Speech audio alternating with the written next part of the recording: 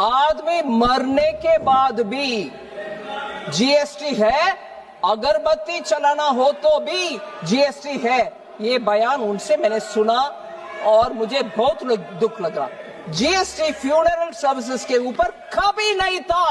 हे भाजपाचे लोक इतकं खोटारडं बोलतात, मग ते देशातले पंतप्रधान असो किंवा ह्या फायनान्स मिनिस्टर निर्मलाताई असो किंवा आपले महाराष्ट्रातले माननीय मुख्यमंत्री साहेब असतील, यांना खोटं बोलून फक्त जनतेमध्ये भ्रम निर्माण करण्याशिवाय काहीच येत नाही. आपण आता जो व्हिडिओ पाहिला त्याच्यामध्ये ती सांगते की मरणाच्या साहित्यावर अगरबत्ती धूप याच्यावर काही कर नाहीये, पण खरं बघायला गेलं तर मरणाच्या जो आपण कफन किंवा जो सफेद कपडा म्हणतो त्याच्यावर देखील जर तुम्ही बघता ना स्क्रीनशॉटवर, तर 5% त्याच्यावर जीएसटी आहे. बांबू त्याच्यावर 5%, लाकूड त्याच्यावर 5% आहे. फक्त गवऱ्या नाही, कापूर, अगरबत्ती, मातीचं भांड, एवढंच तूप, गंगाजल जे पॅकेजिंग आहेत त्याच्यावर देखील 5-5% यांनी जीएसटी लावलेलं आहे. आणि ही भाई खुले आम खोटं बोलते.